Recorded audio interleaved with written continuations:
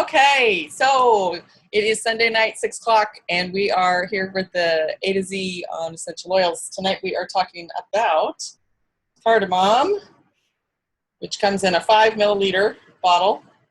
And if you haven't, go ahead and get it out and take a little whiff. Smells kind of spicy, minty, a little bit lemony to myself. Reminds me of a little, not like curry, but kind of sort of along those lines. So as always, I'm going to start out with the emotions book, Emotions and Essential Oils. So cardamom is the oil of objectivity. Cardamom helps individuals regain objectivity, mental sobriety, and self-control. It assists individuals who frequently feel frustrated or angry with other people. Cardamom is especially helpful for times when one's anger goes to their head, causing them to become, quote-unquote, hot-headed. In such situations, the individual becomes inebriated with anger, losing control and rational function. Cardamom helps to bring balance, mental clarity, and objectivity during moments of extreme anger and frustration. Cardamom is especially beneficial for individuals with a long history of anger or aggression, which often becomes directed outward. It is helpful for those who hyper-focus on their problems, especially their frustrations. Cardamom assists individuals to break down or digest these intense emotions of frustration and anger by redirecting energy to the solar plexus, the center of responsibility. In this way, cardamom helps individuals let go of emotional distortions, which cause them to objectify other people and see them as inconveniences. Cardamom demands that individuals stop blaming others. It asks them to take personal ownership and responsibility for their feelings. As they do, they will feel more at peace, calm, and in control of themselves. So the emotions addressed are inebriated by anger, easily frustrated, objectifying others, blaming, and unable to think clearly. The companion oils are thyme, oregano, digestive blend, calming blend, and geranium. All right. So I am going to share my screen. Find my mouse first. Go.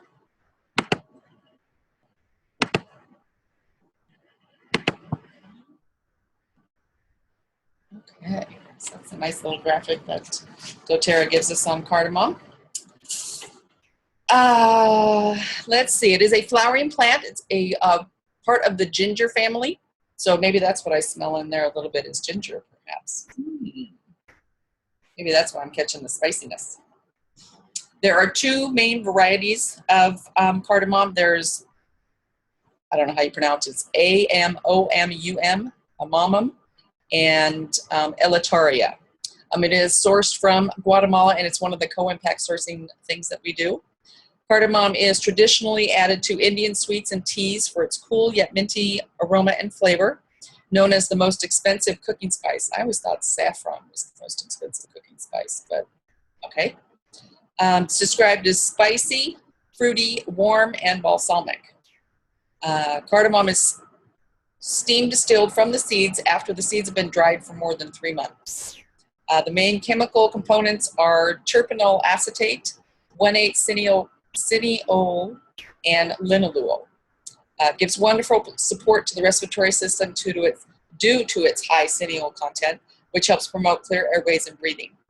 The primary benefits are that it eases occasional indigestion, supports overall respiratory health, promotes oral health of teeth and gums, uplifts your mood, and is a flavorful spice for cooking and baking.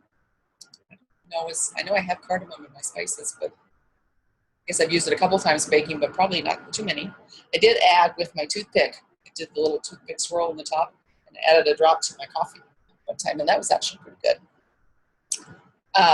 So it can be used aromatically, topically, and internally, kind of like it says on the little graphic there. And it can be used neat, topically with no dilution. But again, I always just recommend to dilute it a little bit because you'll spread it over a bigger area. It is found in Breathe and the Breathe Throat Drops.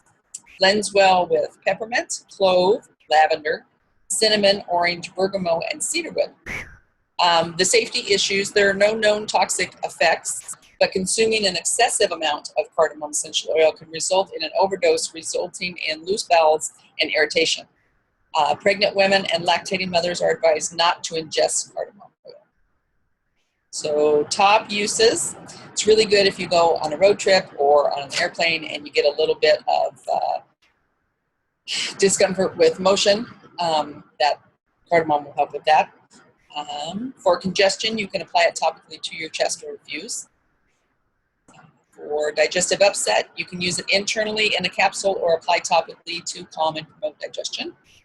For menstrual digestive issues, you can apply topically to your abdomen.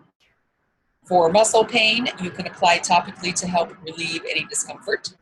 For sore throat and a high temperature, you can protect against seasonal fronts by diffusing or applying topically. Bottom of your feet would be good for that. Well, not for your sore throat, but for the high temperature. For your sore throat, just massage your throat. For mental fatigue and confusion, to clear your mind and ease fatigue by applying topically under the nose or to the back of the neck.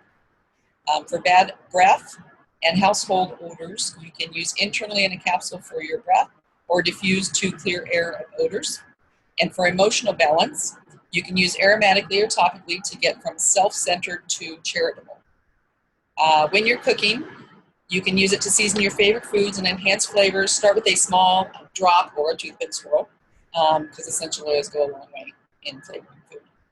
I do have a chai diffuser blend that has 3 drops of cardamom, 2 drops of clove, 2 drops of either cinnamon or cassia, and 1 drop of ginger in your diffuser. So I'm going to have to try that one because that sounds really yummy. And then I have a blend for to help with your digestion, either for adults or for little ones. If you put together 4 drops of cardamom, 7 drops of sandalwood, 4 drops of grapefruit, and 3 drops of bergamot, and then you mix in a carrier oil so you can make whatever dilution you want. I take it all the way down to a 1% dilution for little ones. You can massage it on their abdomen, and the same thing for you. So you could probably do like a 5% dilution. So we're gonna stop my share here.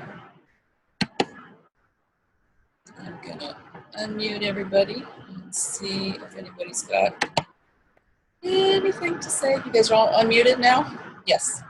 Anything to add? There's getting some feedback or something, a different sound when you're talking. Are you getting any while? A little bit. A little bit of what, like crackle or? I don't know how to explain or do you hear my TV in the background? Because the guys are watching a shoot 'em up movie. No, it's only when you're talking. It's like your voice is picking up almost like an echo type thing that's in the background. Oh, I'm sorry. Okay, anyway, companion oils. What were you reading the companion oils out of? The companion oils were, that's out of the emotions book. It's at the bottom of the page. They always have the companion oils. No. What book do you have?